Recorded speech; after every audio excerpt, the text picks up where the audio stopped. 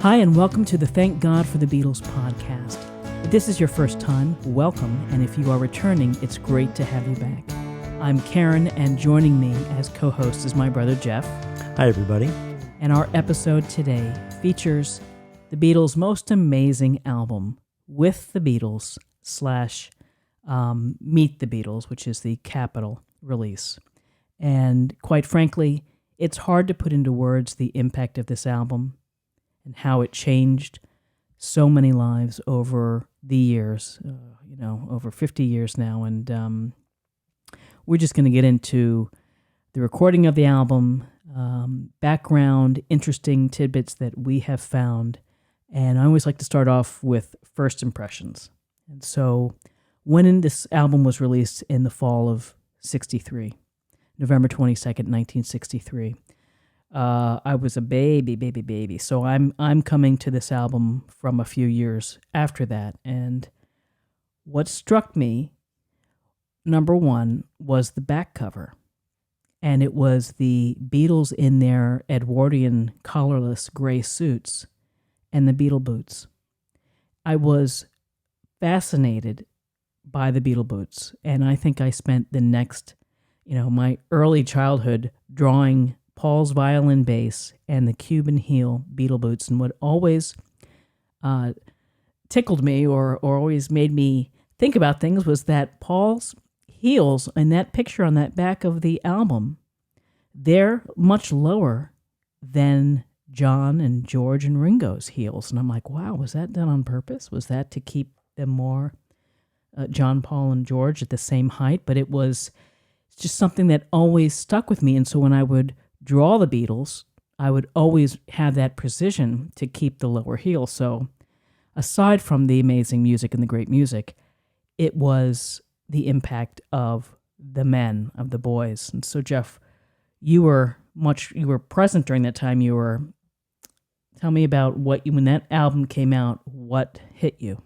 Well, I really wasn't aware of the Beatles at all until the Ed Sullivan Show, which was part of a huge promotion of the Beatles in February of when the album had come out January 20th of 1964 in the United States as Meet the Beatles. Maybe I've heard it on the radio, I Want to Hold Your Hand, but I don't really remember specifically hearing that. What I do remember is the visual of seeing them on Ed Sullivan, all three shows, and hearing the screams and watching them perform, and just totally transfixed by them. I think that it made an imprint that never left me. It's just like you had suggested earlier, that the Beatles basically were what the boys wanted to be and what the girls desired. So for me, I said, well, like Lennon said when he looked at Elvis, he said, that's a good job. And of course, I wanted to be like one of them. It was great. I never forgot that. One thing I do remember, though, the first Beatle record I was conscious of seeing physically was in my Aunt Louise's house. I don't recall exactly when we were there, but when we went there, I believe it was on a different label than Capitol. It was called VJ, which was another subsidiary that didn't last very long, and they hadn't even put out an album at that time. Oh, because the Beatles couldn't get a deal to distribute their music in the U.S. I believe it was She Loves You, backed by Thank You Girl, if I'm not mistaken, and it has a black label with white imprint on it. I remember specifically physically how that looked, and hearing that record, I think that was another impression I had. Those are my first recollections of the music, and hearing them and seeing them for the first time. So the stage in 1963 is that they had released Please Please Me earlier in 63, I believe, February, right. Mm-hmm. And had hits with Love Me Do, From Me to You started to break them out, and constantly on tour, on television, doing performances, and really becoming much more prominent in Britain. Huge in Britain. Oh, yeah, they were already reaching a number one status in Britain. But not quite the Beatlemania yet, but still not Beatlemania, close to it. They were approaching that. They were establishing themselves in Britain heavily on a heavy rotation. But the Americans were, of course, were burned. Capitol Records in particular did not release the first three singles that they offered them, which included For Me to You, Please Please Me. Those were roundly rejected, and the reason they were rejected is because a guy named Dave Dexter, who is sort of like the head. monitor, the head, not the head, but Alan Livingston was the president of Capitol in the United States, but he trusted this guy Dexter who hated rock and roll. He just didn't like it. That And so, beat music was never going to make it. right. So he said no. He rejected that.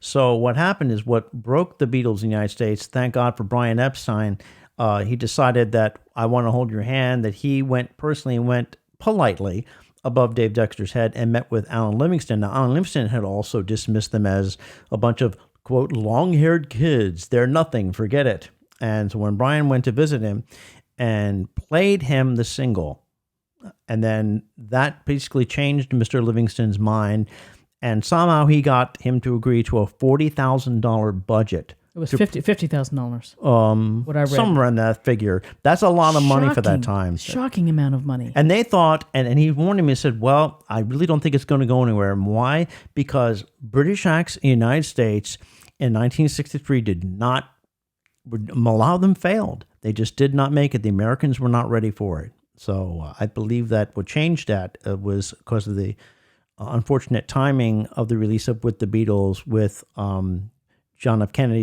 Kennedy's assassination. America was in the grip of a grim atmosphere, which indirectly, I believe, made the American audience ready for something bright, something positive, something energetic, and when the Beatles offered that. So if they had released, I believe if the American Capitol Records had released those Beatles singles earlier, they possibly might have joined this cavalcade of failures from Britain because Americans weren't prepared. I think at this time in January, that release was timed beautifully. So, well, back to the original recording, which was With the Beatles, long playing album. In Britain, they started recording in July of 63 to about October 23rd, and they had a couple of bits and bops where they were on tour where it kind of got set aside.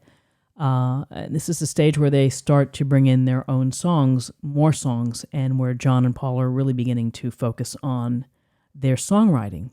And just before we get into the songs individually, in October of 63, add this to the pile of all of the instances that are here happening in order to drive this train, the locomotion that's building power and steam, and it's just moving forward, and people are hearing it and they're getting absorbed and desiring more. And so, the Beatles play at the Sunday night at the London Palladium with the Queen Mother and Princess Margaret, and they've just played 4 songs and they killed it. Oh, thankfully that's been recorded on tape and was stored forever. Well, probably because of the venue and they're entertaining the Queen.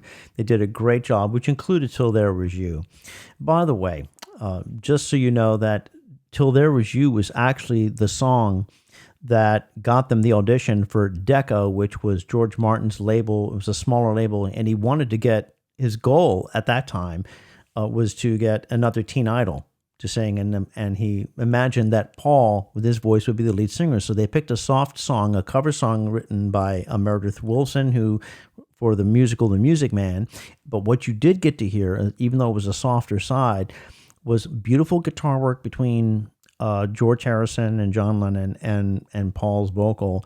That got them in their audition to EMI. Well, they also play that song a lot at the Cavern and in Hamburg as well. It was a part of their repertoire. And they were going to plan to sing it at the Palladium, and they were going to sing it for Ed Sullivan. So I know we're kind of jumping ahead, but I wanted to say that the importance of that particular track in that audition was got them. It wasn't the raucous rock and roll. It was that song, but that got them in, opened the door.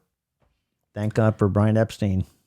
Thank God for George Martin. Yes, indeed. George Martin had good ears and said, okay.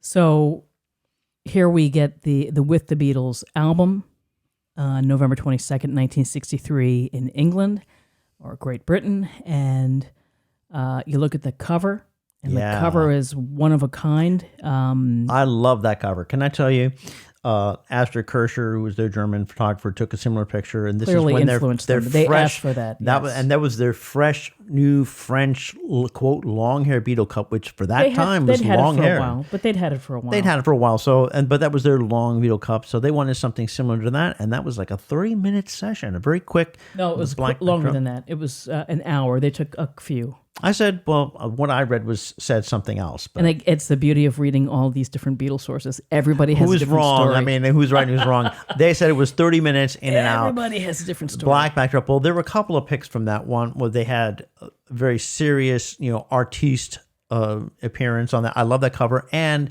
Capitol was smart to keep the same cover of With the Beatles for Meet the Beatles. And what Capitol did was they took that and had all this information on the back cover to introduce the American audience to the Beatles. And so the back covers, I believe, were different between the two countries. That's the main difference. But that front cover is another imprint on your mind. That's how they looked. It was mysterious. It was sleek. It was like four guys. Who are they? Where did they come from? It was brilliant. It was brilliant. So yeah, I love the cover. It's a classic picture.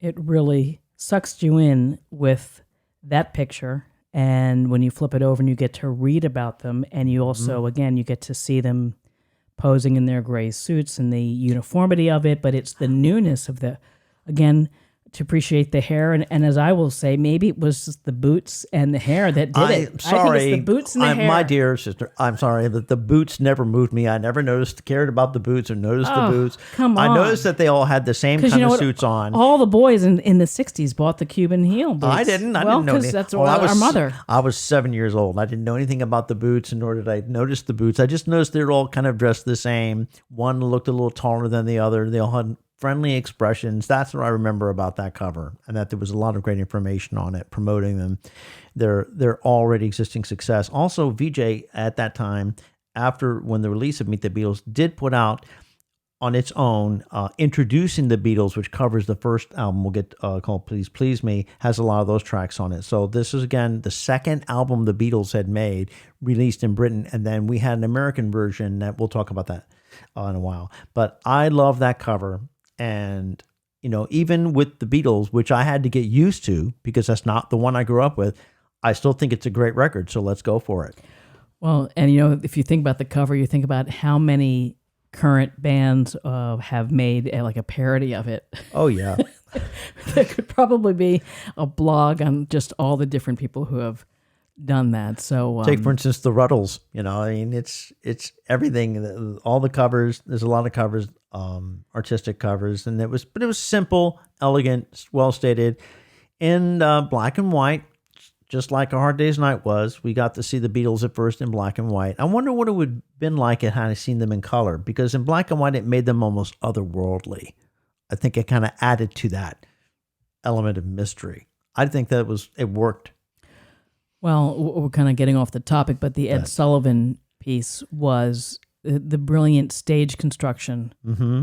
That was part of the promotion. Visuals that they wore of the suits. I mean, it was, and just how enthusiastic they were. But we could do a whole story just on Ed Sullivan, a whole podcast on that. Let's focus on where they are. Is that, when they started recording Please Please Me, they were very eager students of George Martin who really held all of the cards, helped them, as they struggled through some of the songs and getting the tempos right. They really were green. They were young men. They're very dependent on George Martin. 20 years old. So as they move into this album, they begin to write their own songs, and they begin to hear things their own way and to start to speak up.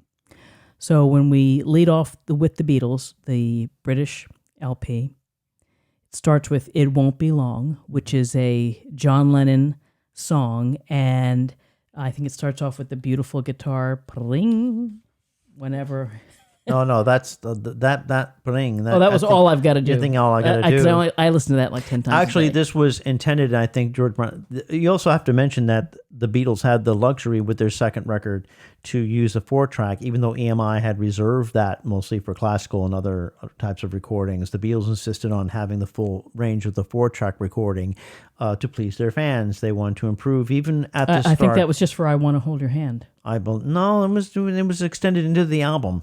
No, I think that they were using that for the album. For instance, they wanted to re-record "You Really Got a Hold on Me" in that 4-track, because everything prior to that was 2-track. So that's why you hear that when the artificial stereo, it sounded almost a little hokey with all the instruments on one side and vocals on the other. But "It Won't Be Long" was actually supposed to be the pot boiler. All right, this was supposed to be the rocker, and it is. It's a great song.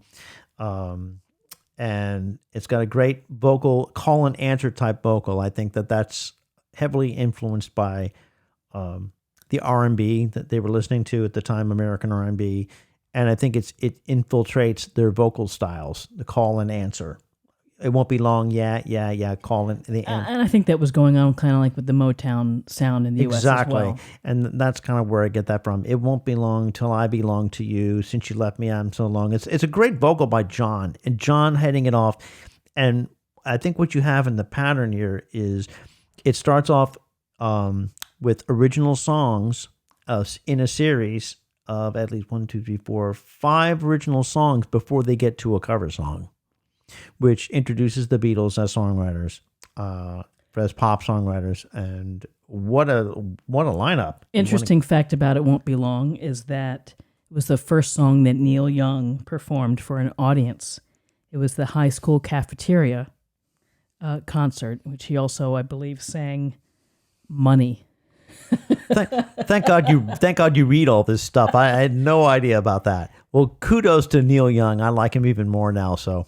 That's great. Yeah. By the way, there's a great book. It's called Beatles Songs by William J. Dowdling, and it was released in '89. And he gives a nice summary of recording and interesting facts about the song. So it leads off with this great song, and the next song is "All I've Got to Do." And I have to say that I listen to that probably 10 times a week. I still listen to it. I love that song. There's a kind of mystery to it. It was opening chord and then John starting off the vocal before they start playing. And it's almost like reggae-fied before we knew about reggae.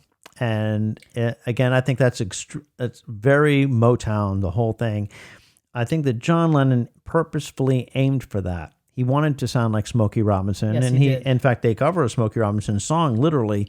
But he wanted to, and even when he was doing Double Fantasy with Yoko, she'd hear him singing "Woman," and she said, "Oh, you're doing the Beagle voice." She says, "No, dear, that's me doing Smokey Robinson."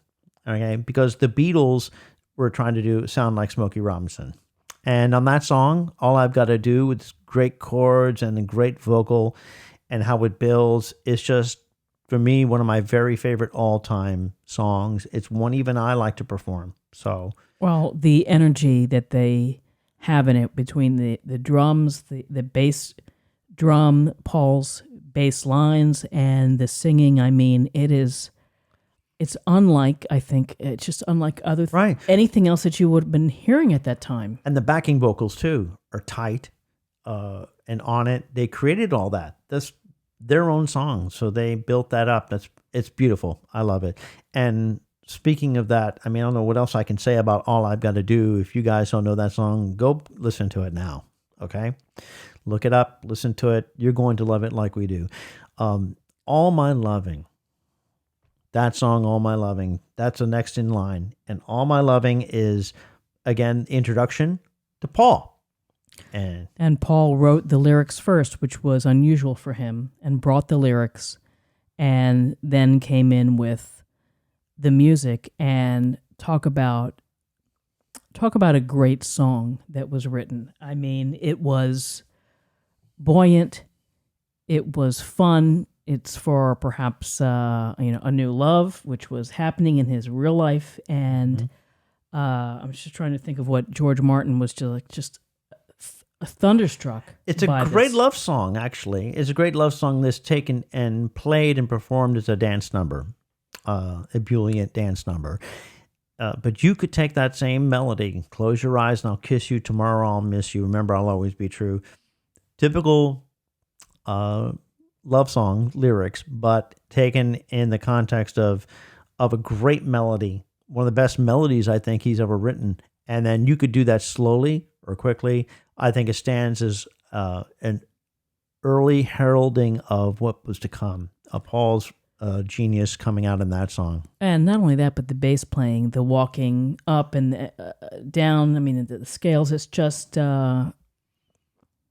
it was different because it was movement within that song. It creates a lot of movement and enhances again the energy and the enthusiasm versus just a dun dun. Just a simplistic. He nails it, and plus that he could sing it live. Again, how talented is Paul to sing it live and to play these contrapuntal bass lines at the same time, exactly, and to have pauses in the song where it would go da da ba da bump and a pause, and then start with the vocal, and then come in with the backing again on the instrumental, backing underneath it. It has pauses in it. A song like literally stops at certain points, and that contributes to the dynamic energy. Right, and so there's dynamism in that arrangement. Dynamism? Is that like a dinosaur? Yes, just like that. How would you know? So John Lennon said about All My Loving, he said, "All My Loving is Paul, I regret to say, because it's a damn good piece of work. But I play a pretty mean guitar in back," and that was from the 1980 Playboy interview. And he's right, because the backing, the guitar work on it is great. It really is. It's unforgettable. That middle eight, they call the middle eight section. He and George really rev that up beautifully, and you could tell they enjoyed it. They both loved the song. We love the song. Paul loves the song. I love the song. You love the song. All My Loving. All My Loving. And then next on this album is our friend George Harrison. My friend Jules Harrison. Jeffrey. I had to do it. Sorry, folks. Jules Harrison. I had to introduce George because George is considered the moody Beatle. Okay, and a relatively new songwriter. He was just trying it out, and but it's got a great lyric. It's very bluesy. You notice that the percussion that Ringo plays on it. I got no time for you right now. Don't bother me. After all the loving and happiness, and here he comes in saying, Debbie Downer. Yeah, he's the Debbie. I hate to use that term. I'm sorry. It makes me think of something, but no, it just portrays a different mood. And the Beatles did love blues. All right, and George introduces that song, and it's great. I'm glad that it's in there because it's a contrast to all the other happy-go-lucky type atmosphere of the album. I think it punctuates it in a way, gives it an extra punch. It's very zippy, I would say. It's just that a nice zippy beat. It's zippy. Hello. Did anyone ever say I'm feeling zippy? Well, it's just that it again, it's the rhythm of the song. It's not so much that I'm listening to the lyrics, but it's how I hear it, and it's like, oh yeah, I enjoy listening to it, to truly the beat. And it was written when George wasn't feeling well, and one can only imagine it would be like, "Don't bother me." It's like, "Stay out of my hotel room, John and Paul. Leave me alone. I'm not feeling well." Right. But it was the start for him to be able to contribute and to present also as a songwriter, secondary to John and Paul. And I believe that his guitar playing on it reveals I've been a more confident player then. He had a certain style when he played, and it was extremely focused and energetic and just perfect for the song. It stands out to me. It's as far as early George goes, that's a track that I usually don't skip over because it's like I said, it's got a punch, it's got a mood, it's got a statement, and then you move on. What John Lennon said about it, he was replying to George Harrison's complaints of mistreatment to his songs, and that came from a George interview in the fall of '69. And what John said is that we put a lot of work in your songs, even to Don't Bother Me. We spent a lot of time doing all that, and we grooved. So I can remember the riff you were playing. So I think that, John would get a little hurt in years later of having defend their treatment of George. Well, you know what? George is in a great band with great guys. They all have their issues with how much creativity and input. There's always that argument between people in a band that some want to when all four people have loads of talent and they all want to put something out there. George was younger too, so there's that issue because a couple years difference then made a difference. He was 20 and they were 20, 22, 23, and a little bit of insecurity there. But John is there just to remind George, says, hey, wait a second. We cared about how you sounded. We cared about making your song sound good. So what's the problem, George? So then we have Little Child, which is I skip over Little Child. Well, Little Child is like when I hear that, and I've been listening a lot in my iPod, my iTunes, excuse me, to this album with Little Child, and it's hard for me to kind of sit through it because of the excess of harmonica. John was very good at playing what he called the harp, which is harmonica, but I think it's a bit of overkill on this song, and I think it sounds to me like just although he boasts a great vocal, I think it's doubled on there, if I'm not mistaken, in the recording. He sings it well. I just think it's just kind of an average piece of work. It's a filler. This sounds to me, and most Beatles songs to me don't come off as filler. This one does. All right, it's filler. Sorry, John. Love you, man, but no, that's not my favorite song. So then we get to Paul's cover and the Beatles cover of Till There Was You, which was already an established loved song, and they kind of modeled their version after the Peggy Lee version. Mm-hmm. Very much so. It's such I still listen to this all the time. I love George's flamenco work, or whatever you want to call it, on the flamenco guitar. Right. And it's great. It's great. I mean, everything from start to finish.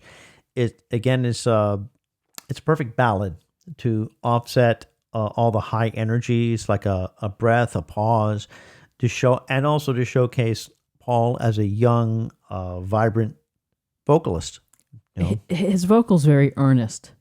Mm-hmm. It's very, you could just see him trying to nail it. And then we were just talking before we started this about the weird little isms, like when he says soar, when I soar them, soar them.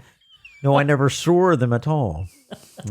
No, I never soared them at all. Never soar them at all. But a great song, still stands today. Yeah, written by Meredith Willson.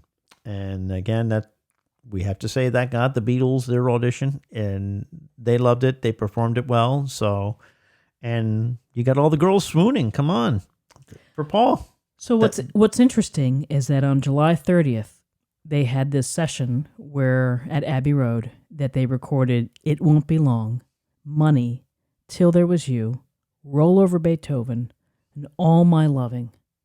To knock those out in essentially one evening like that, again, it is a testament to the creativity, to the drive, to the work ethic that the Beatles bring. I think it's a testament to the fact that they've been playing those forever.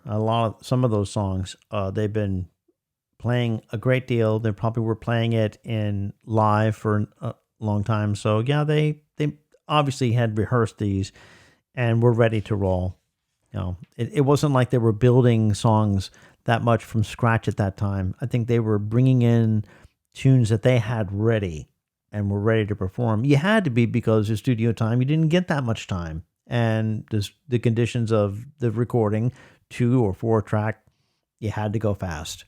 It cost money. I didn't want to spend it. They were a new band. They didn't have the luxury of extended time, recording time. Well, when they came into recording this album, what they would do is that George Martin would sit on his stool, and then John and Paul would have usually their acoustic guitars, and they would demo the song for him. And George would begin to think about how he could bring the song to fruition, or to make it improve it, or to do whatever he needed to do. There wasn't a lot of orchestration back then. It was really the verse chorus, however they were going to do that, or chords, or we need a little bit of this. And I think that I just can't imagine. I mean, George Martin having these guys in front of you playing these songs, this totally new appreciation for these northern boys coming down. I mean, it's talk about the perfect marriage. This has been a consistent thread of our podcast, which is the brilliance of George Martin, but connected with the Beatles, of how much they needed each other. It's a synergy, all right, of all those forces put together. And now this album, this With the Beatles version that they put out, the Beatles love their American covers. There were songs that they had learned or played. And how did they get these songs? How did they pick them out? For instance, Following Till There Was You as a cover song is Please Mr. Postman, which was actually from a girl group, the Marvelettes, from 1963, early 1963. And they performed it. It was actually one of my very favorite covers they did, Mr. Postman. 1961. 1961? Okay, thank you. And they performed that, and they were very fond of taking songs from other R&B acts, American R&B acts. And where did they first hear these records? Well, they were hard to get in England, but Brian Epstein, again, bless him, had a record store called NEMS, N-E-M-S, and his policy was to have at least one copy of every record released. So then they would go, and George Harrison would detail how they go into the NEMS store and listen to some of these songs, and that's one of the ones they picked up, Please Mr. Postman. And to this day, that's one that I like. I still like to sing and hear that song.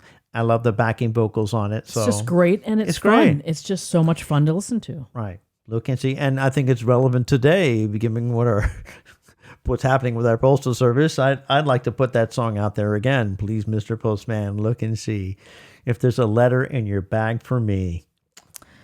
And segueing right into Roll Over Beethoven, a Chuck Berry cover, and I think a powerhouse of a song. Yeah. I mean, these are, I think, one of the top two signature songs from Chuck Berry. And John, of course, was a huge fan of Chuck Berry because he liked the lyrics, he liked the rhythmic nature of it. But they handed the lead vocal mostly over to George Harrison. And I think it's double tracked. I'm not sure if the others are singing lead with him, but it is George actually taking the lead on this. Plays great guitar on it. The energy behind it is just unreal. You could, frankly, open a record with that, and it basically, for an American audience, really expanded Chuck Berry's exposure as a songwriter. Like, he needed exposure. He was already famous and popular, but that even raised him to greater heights. And that particular track really deserved it. I thought they gave a stellar performance on it. Everything, the bass, the guitar playing, again, I just think you hear it and it's like, what am I experiencing? You're just like, oh my God, this is so beautiful. It's just great. It's a fast, rollicking dance track. Really, it's rock and roll, pure, and it really establishes them. So the next song is "Hold Me Tight" on the album, and "Hold Me Tight" is a Paul creation with a little bit of contribution from John. And Lennon says that basically both of us wrote it, but it was mostly Paul. And I always laugh. I think I kind of skip over it, but I laugh when I listen to it because it's like, some of it to me sounds a little wobbly. Like when he sings "Don't Know," it's like, is he trying to like waver his voice, or I don't know what's. He goes in his voice, "Don't know." No, it's something what weird. It means. You sound like you're getting a little hoarse there. I'm not going to actually sing it. I'm just trying to give some of the intonation. I see what you're saying. It sounds a little bit sluggy, almost veering off to the key. It's a little off. It always sounds off key. It may not be, but it sounds like it's headed really, there. It's heading there. It's really not. I think. Actually, I love the energy of this particular track. I like the melody, and I like the call and answer on it. Yeah, it's kind of fluffy lyrically, and but there's something about that bridge when he sings, you don't know, and you're listening to the backing part. I would listen to the instrumental part, goes that kind of the backing of the bass and the throbbing bass and the drums. Something's going on there that drives that song, and for me, it's kind of very sexual. The whole thing. The song is It even has a line in there, "Making love to only you." I mean, Making for love that to in only you. 1963, I think it's kind of it's a lot more than holding hands. yeah, I think you're right. I think it's kind of a pretty hot track for 1964, 63, whenever they recorded that. That's and it's a great vocal from Paul, except where he's almost kind of veering off. But I think that kind of adds to the legend of it. I don't think it's something I can sit there and kind of go, okay. But look at it this way: how many songs they've recorded in a day, and you're there rocking out. It rocks. It's got great energy. Like I said, it's not considered a great classic or anything, but it really fills this album nicely. I'd never skip over the track because I just like the way they perform it, and I love that bridge. It's a great bridge, and it just drives it home. So McCartney's quote on this is, "I can't remember much about that one. Certain songs were just work songs. You haven't got much memory of them. That's one of them. It was a bit Shirelles." And then Lennon says, "It was a pretty poor song." Yeah, it was. In some ways, it was. So anyway. So next we have another amazing cover of "You Really Got a Hold on Me." What's going on, Jeff? What's the problem? Oh, I just spilled some coffee on your floor. Sorry, I knocked it over there with my foot. Yes, I knocked it over with my foot. I apologize for that. So it's getting into now that it's seeping into your carpet here. I can't take you anywhere. No, you can't. It told me that I needed more sleep, but I'll tell you what. Why don't you talk about "You Really Got a Hold on Me" while I go get something? yeah, I'd love to talk about "You Really Got a Hold on Me." This is a classic cover song, written, of course, by the great Smokey Robinson, or William Robinson, and he sings, "I don't like you, but I love you. Seems that I'm always thinking of you. Oh, ho, ho, you treat me badly. I love you madly. You've really got a hold on me." What a great track. It is totally, totally Motown, and John setting up that Motown, and they did a great job of it. I could listen to that, and you can hear George and Paul clearly doing backups on it and how much they enjoyed it, covering that song. So as far as covers songs go, I think this is the one, probably of all the cover songs on here, this is my personal favorite. And why? Because it's just got that great call and answer. It's got a great feel to it. And it's got the great guitar riff. You can hear good guitar work from George Harrison. And all the voices are in great harmony on the song. And to me, it stands out as a great John Lennon lead. And you really can't get much better than that. "You Really Got a Hold on Me" is something that I would imagine is still played all over the place. But I'm also playing tribute to Smokey Robinson and the Miracles, because they helped set the stage for all of this. Motown, we have to give him a lot of credit because his version is pretty similar in its tone. I think that Smokey Robinson himself is a great vocalist, a great singer. So the Beatles pay a great tribute to him by trying to emulate that same kind of energy and that same kind of soulful feel. I'm back from cleaning the carpet. Way to go. Jeffrey, you're never drinking coffee up here again. Oh, Lord. Jesus. I shouldn't have put it on the floor.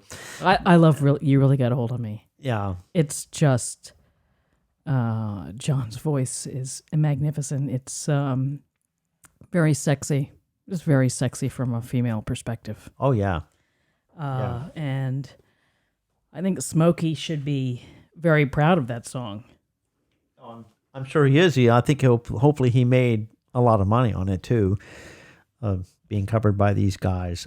And we follow that with "I Want to Be Your Man." "I Want to Be Your Man," macho song inspired by or requested. Was it requested by the Stones? No. It was mostly a Paul song, and it was really in mind for Ringo. Oh, right. And what they did is that I think that Andrew Oldham, the Rolling Stones manager, happened to be at a session, and the Beatles went over and had a part of this song, and were playing it for Mick and Keith and the boys because they weren't quite huge yet. They were having some success, but they weren't big stars yet. And they started playing for it, and they said, if you like this, we'll finish it. And they finished it right in front of them. And I think they said that the Rolling Stones were like, oh my God, that's great. We need to write our own songs. And so this is jaws song. dropping. They think, oh my gosh, they're writing, and it's that easy. It's that easy. They make it look easy. Well, easy for John and Paul. So they had it for Ringo on this album, and then the Stones also recorded it. It was their first hit. Okay. And their first hit. What do you think of the song? What do I think? I think it's a nice bluesy number. It's good for Ringo, or good for his voice at the time. He still performs it today in his Ringo Starr and the All Stars shows. Lowers the key. I think it's got a great kind of energy to it. The song itself is just an attempt to be a rock and roll blues song. It's very, very simple. But Ringo, I think I read a review once that said that it was almost his lack of vocal talent that gave it its power, because it sounds very raw. And so it gives it a kind of raw energy. And what's great about it is that it gives you a chance to hear vocals from each Beatle on this record.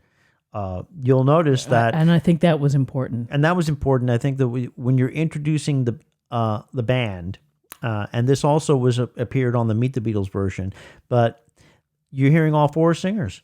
All four of them can sing to varying degrees of ability, but they all sing, and it ties back to attracting the girls, the young girls, where their favorite Beatle has a presence that they can hear Ringo sing, or George, or whoever they were fancying. Mm-hmm. But what John said about I Want to Be Your Man, he said it was, quote, I Want to Be Your Man was a kind of lick Paul had. It was a throwaway. The only two versions of the song were Ringo and the Rolling Stones. That shows how much importance we put on it. We weren't going to give them anything great, right? And again, it's from John's 1980 Playboy interview, and he was a little harsh on some of these songs in general, I feel. Well, yeah, he was a critic of their own work, of course, and he was entitled to be that. But I think it worked well for the Stones. It helped kick them up a notch and establish them. So, and this also them. gave an entry song for Ringo to sing on tour. Right. And in the notes that I was reading about, it was something that was answered by Bob Dylan. Wrote a song called I Want to Be Your Lover, but it was never released until 1985. B.O.B. Bob in response to the Beatles. Yeah, of course. All right, but speaking of that, there's something almost devilish. There's another cover song on this album, Devil in Her Heart. And this song was, again, one of those songs that they found in the NEMS record store. It was obscure, written by a guy named Richard Drapkin, and was performed by a girl group called the Donnays. But it was not a big hit in the United States, but they listened to it, they liked it, and they tried it out. And it was originally Devil in His Heart, so they changed it to Devil in Her Heart. And actually, as far as cover songs go, I think it's pretty good. It's like, no, this I can't believe. And it's another one of those call and answer songs that they were good where they could all showcase their vocals. Yeah, a fun song to listen to. A fun song. It's not, totally outstanding, but I think it fits great within, as far as Beatle covers go, fits right in with their style. Then we have Not a Second Time, which is, John says, completely his song. Yeah, it is. It's obviously completely his song. And for my money, which we'll get to money, that is probably, for me, as an song on the album, my personal favorite right now, because Not a Second Time is totally confessional. It's John and his moods, and It's not a totally positive song. It's about you're giving me the same old line. I'm wondering why. He means he's his critical self, critical John in there, and the drumming on it with the drum riffs that Ringo plays, everything about it. And then you hear the piano. I believe that I don't know who's playing. Who's playing that? Is that George Martin or is that Paul? It's George Martin. It's George Martin. Yeah, he added that piano part on it. It's got a great melody. You know, you made me cry. I'm going to use some running. Why? I think it's one of the best songs on the record as far as the song goes. Does it really fit within the happy tone of it? No. Just like Don't Bother Me, but I think it's sort of a companion song to Don't Bother Me, except that this is a better song and a great song by John. It's self-revealing. It is. It tells you a lot about who John is or what he was at the time. It's a hint of what was to come with John, of how he can write these very songs that are telling you more than what you're hearing, perhaps. Mm-hmm. Oh, and totally. What was interesting in in England, where the Beatles started to get agreement and support from the establishment, is when William Mann, who was a London Times critic, he made the remark, and I'll just get to it. It's natural in the Aeolian cadence at the end of Not a Second Time, and it's like the Beatles are like, what? It sounds like exotic birds. That's they weren't trained musicians to read music, but it was very pretentious. Oh yeah, I would love to try an Aeolian cadence. Even I don't really know what that is. So what does it tell you? What do I know? But this album, I'm sure, made them a lot of money. And that's what John Lennon wanted. He said, money, that's what I want, which is the last song on with the Beatles, which was written by Berry Gordy of Motown Records fame and his receptionist, Janie Bradford. And it was originally sung by an R&B artist at the time named Barrett Strong. And what I love about this particular cover, the way it closes this album, is that John openly stated that he wanted to become rich and famous. That was a goal. He wanted to get in music because he believed he could make money at it, and they did. But the vocal on it just tears you up at the end, especially when he does that famous Lennon scream. And on Barrett Strong's version, which is very good, and very similar in the punchy arrangement of it, but he sings, I want that lean green. He makes up a line there. But Lennon instead substitutes, I want to be free. And with that scream at the end that only he could pull off. And what a great vocal. It just, he wants money and you believe him. He wants it badly. And you have George and Paul, especially Paul, that's what I want, and Paul doing his bluesiest voice as well. And they really just ripped into that song and made it strong. And it's a good closer, I think, for the British album. It's a good cover for them to do, and another perfect vehicle for Lennon. So then we're talking about I Want to Hold Your Hand, which was released, I believe, a week later, November 29th, 1963. And this is one of the songs that was written at Dr. Richard Asher's house, which was Paul's girlfriend's home, where he became a lodger and living there. And this is a song that, as Lennon has said, was written eyeball to eyeball, guitar to guitar, and where they're truly collaborating and working with each other. And so you have this, I guess John said that the song started with the chord, and it just made the song. And so what he said we were in Jane Asher's house downstairs in the cellar playing on the piano at the same time, and we had, oh, you got that something, and then Paul hits this chord, and I turned to him and say, that's it. I said, do that again. In those days, we really used to absolutely write like that, both playing into each other's noses. And so when George Martin heard this, I think another version of him being thunderstruck. And also, what's important about I Want to Hold Your Hand is that the Beatles were very frustrated with the sound of the albums, which is the American albums had a louder volume. There was much more power in the pressing of the album. And the Beatles wanted that. And so here, they were actually, I think, using compressor to control the dynamic range of the song, and Right. they also were able to isolate the drums from the bass. And that gave it more power, and they just kept wanting more volume, and ultimately got to that with I Want to Hold Your Hand. Oh, yeah. And that recording, that's why that particular single, which is the one that I mentioned earlier, that Epstein had wanted Capitol to promote, which they ended up doing, became such a monster single. So they took that, and eventually, of course, that is what starts off, because such a powerful song that they start off Meet the Beatles with that. So that recording is a great recording, and from start to finish, it's a hit. You just hear it, and oh yeah, I'll tell you something. I think you'll understand. John loved to suggest and hint at things, and he was really good at that, at the power of suggestion. It sold 1.5 million copies in the United Kingdom. Unbelievable. That's a lot of people in England, Great Britain. It was released as a single in the U.S. in January 13th, 1964, and it was the Beatles' first U.S. top 40 hit. It's just, when you heard that, and the hand claps, everything that they did in that song, the hand was claps, just... Right.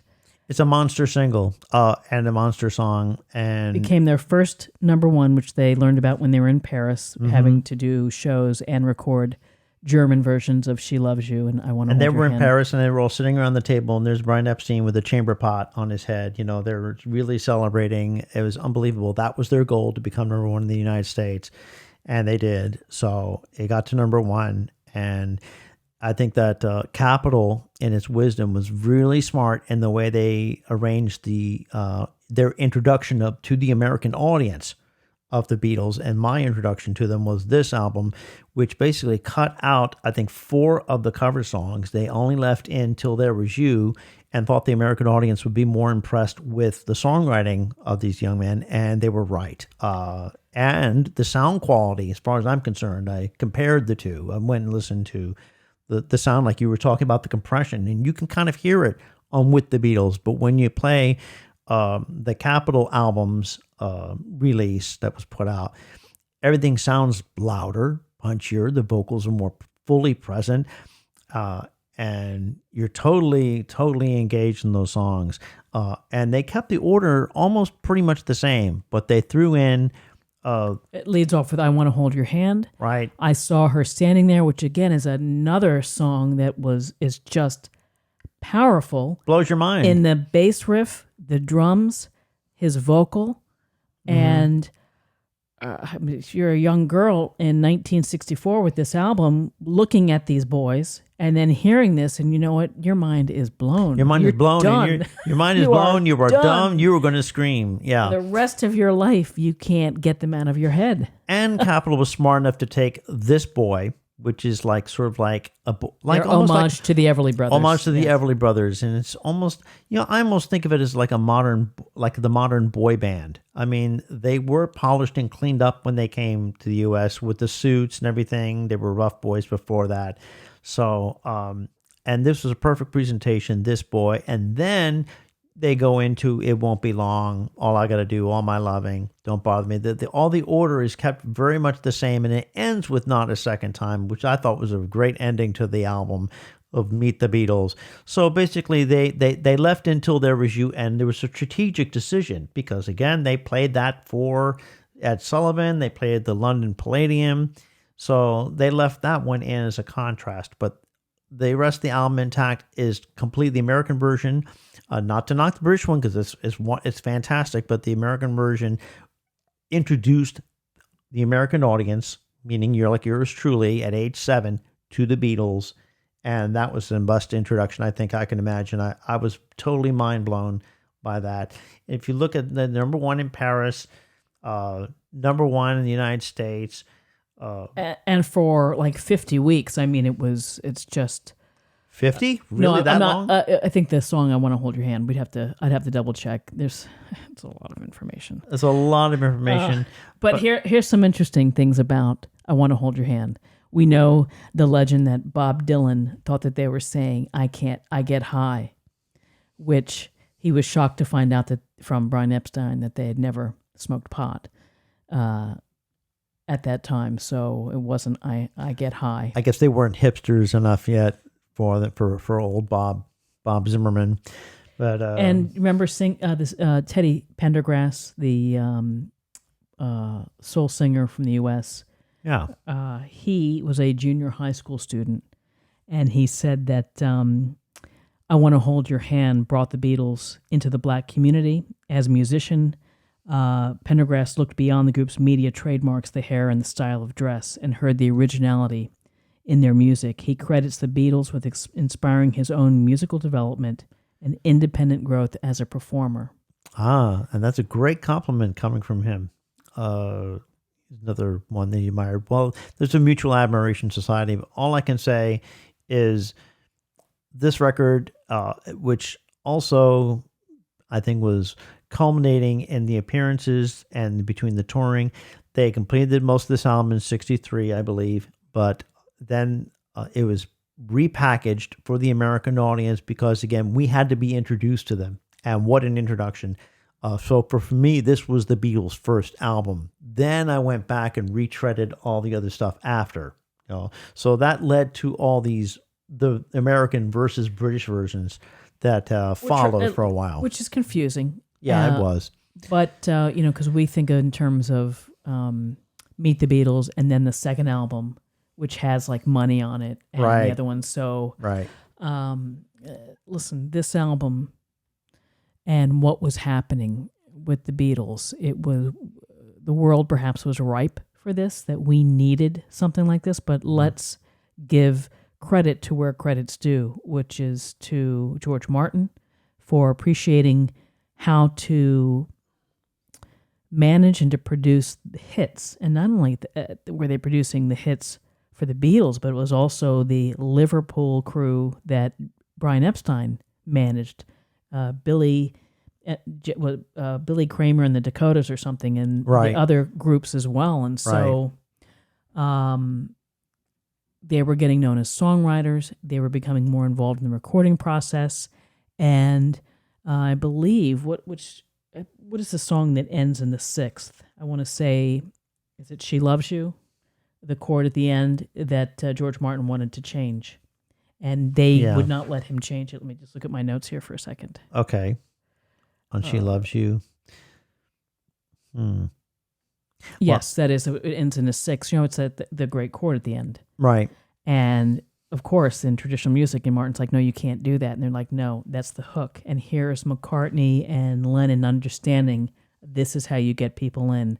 That is the craft of songwriting. It's also George Martin saying, we're going to start off with the chorus first and then get into the verses, which became quite frequent with some of their songs, of the arrangement. Went beyond the traditional A-B format. Sometimes they would use that format. The songs were simpler. The lyrics were simpler. They're about love. It's about, hello, we've got lots of energy. Please dance. Please love us. Please buy our records. And yes, we did. And yes, we love them. And it still sounds fresh. It doesn't sound dated. It really was a total game changer. And by the way, one last point I want to make is that we're thinking of albums, we take them for granted. But the teenage audience at that time and the young audiences did not buy a lot of albums. Albums were reserved for older people that were listening to Frank Sinatra and Mitch Miller and on that kind of thing. And they were buying singles. But what the Beatles did is they totally changed the album market. They craved the Beatles so much that they not only bought the singles, but they wanted more. They wanted albums. So that transformed the music industry. I cannot understate this. They transformed the music industry forever since then. Well, and we know that. And they also transformed the people who worked at Abbey Road and EMI. And there's a great anecdote about She Loves You, which is Norman Smith, the engineer, is reading the lyrics and thinking, this isn't very good.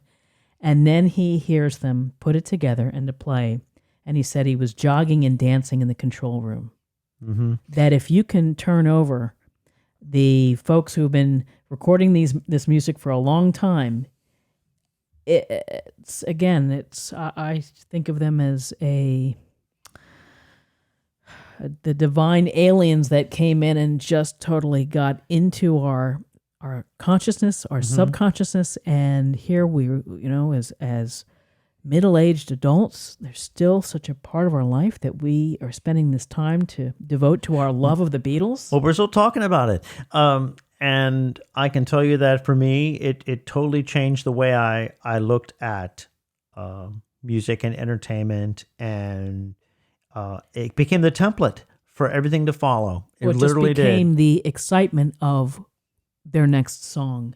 And they were, again, working under a furious pace of, I think it was like 2 albums and frantic pace. 3 singles a year. So they learned quickly to deal with pressure and to young and deliver. energetic and touring constantly in between, constantly appearances, and then coming up with a movie that was coming up within short order. 1964 was an insanely busy year, and I can't wait to talk about the next project. But well, maybe we'll do that. Maybe the next time we'll focus on the year of 1964. What a year! I mean, it changed pop music. They were a rock and roll pop band. They did it all. They proved they could do it all. They could write originals. They could cover the best covers of the day. They could do Motown.